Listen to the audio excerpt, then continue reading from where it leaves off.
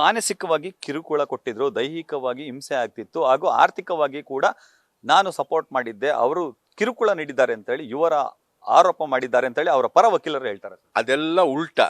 ಮಾನಸಿಕವಾಗಿ ತೊಂದರೆ ಕೊಟ್ಟಿದ್ದು ಅವರೇ, ಫೈನಾನ್ಷಿಯಲಿ ಇವ್ರ ಹತ್ರ ಹೆಲ್ಪ್ ತಗೊಂಡಿರೋರು ಅವರೇ, ಅದನ್ನು ಸರಿ ಮಾಡಿದವಳೆ ಆ ಹುಡುಗಿ. ಇವರು ಏನೋ ಆ ವಿಚಾರದಲ್ಲಿ ಇವ್ರಿಗೆ ಗೊತ್ತಿಲ್ಲ, ಅವ್ರು ಹೇಳ್ತಾ ಇರೋದು ಸುಳ್ಳು. ಅಂದ್ರೆ 3 ಕೋಟಿ ರೂಪಾಯಿನ ಡಾಕ್ಟರ್ ರಾಜ್ಕುಮಾರ್ ಅಕಾಡೆಮಿಯಲ್ಲಿ ಅವ್ಯವಹಾರ ನಡೆಸಿದ್ರು, ಅದನ್ನ ನಾವು ಬಗೆಹರಿಸಿದ್ವಿ ಅನ್ನೋದರದು ಮಾತಿದೆ. ಅದು ಸುಳ್ಳು. 3 ಕೋಟಿ ರೂಪಾಯಿನ ಆಗಿರುವ ಬಗ್ಗೆ ಆವಾಗಲೂ ನಾನೇ ಅದಕ್ಕೆ ಉತ್ತರ ಕೊಟ್ಟೆ. ಅದು ಅವ್ರು ಏನೋ ಕೇಸ್ ಹಾಕಿದ್ರು, ಆ ಕೇಸ್ ಇನ್ನೂ ಇವಾಗಲೂ ನಡೀತಾ ಇದೆ. ಶ್ರೀದೇವಿ ಅವರಿಗೆ ಬೇರೆಯವ್ರ ಜೊತೆ ಸಂಬಂಧ ಇತ್ತು, ಆ ರೀತಿಯ ಮಾತುಗಳನ್ನು ಕೂಡ ಅವರು ಹಾಡಿದ್ದಾರೆ. ನನಗೆ ತಿಳಿದ ಮಟ್ಟಿಗೆ ಅದು ಸುಳ್ಳು. ಯಾಕಂದರೆ ವೈಯಕ್ತಿಕ ಜೀವನ ಬಗ್ಗೆ ನಾನು ಪೂರ್ತಿ ಹೇಳಕ್ಕೆ ಬರಲ್ಲ. ನನಗೆ ತಿಳಿದ ಮಟ್ಟಿಗೆ ಅದು ಸುಳ್ಳು, 100% ಸುಳ್ಳು. ನ್ಯೂಸ್ ಫಸ್ಟ್, ನಿರ್ಭೀತಿಯಿಂದ ನಿಮ್ಮ ಪರವಾಗಿ.